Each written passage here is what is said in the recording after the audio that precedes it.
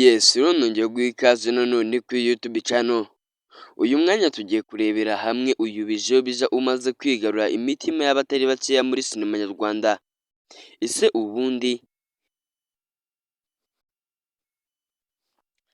rero nongeye guha ikaze nanone kuri YouTube channel. Uyu mwanya tugiye kugaruka kuri uyu Bijobijo umaze kwigarura imitima y'abatari bakeya muri sinema nyarwanda. We tugiye kubana muri iki kiganiro ukurikirana akantu ku kandi kugira usobanukirwe buri kimwe k'uyu Bijobijo. Ese uyu bundi uyu Bijobijo ni muntu ki? Yize ibijyanye n'iki? Yize hehe? Ese ko akunze kugaragara muri video nyinshi nk'umusaza, ese koko ni umusaza bya nyabyo?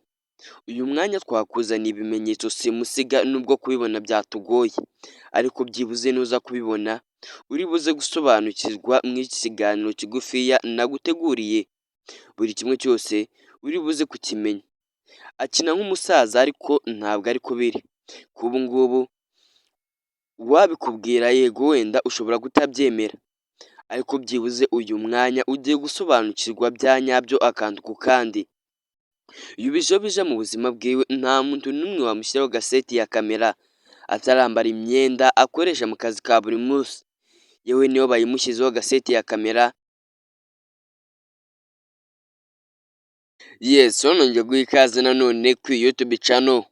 Uyu mwanya tugiye kugaruka kuri uyu musore ukiri mutoya Bijobijo wamamaye muri sinema nyarwanda, ariko benshi uko bamubona akina muri character z'umusaza ni nako babifata.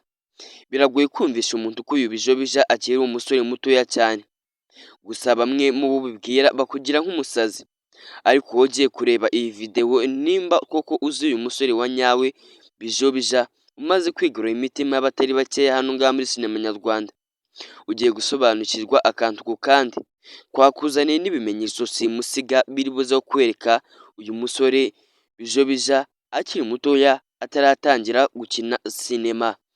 Ese uyu Bijobijo ko akina filime hano ngaha mu gihugu cy'u Rwanda akunzwe n'abatari bakeya, ubusanzwe yize ibijyanye n'iki?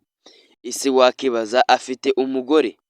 Byose ugiye kubisobanukirwa muri iki kiganiro, tunakwereka ibimenyetso simusiga bikwereka yuko uyu Bijobijo akiri mutoya cyane rwose, uyu uzenguruka mu mafilime menshi agiye atandukanye. Yewe uyu Bijobijo akunze kugaragara muri filime yiswe Big Mind inyura kuri channel ya Kiramani.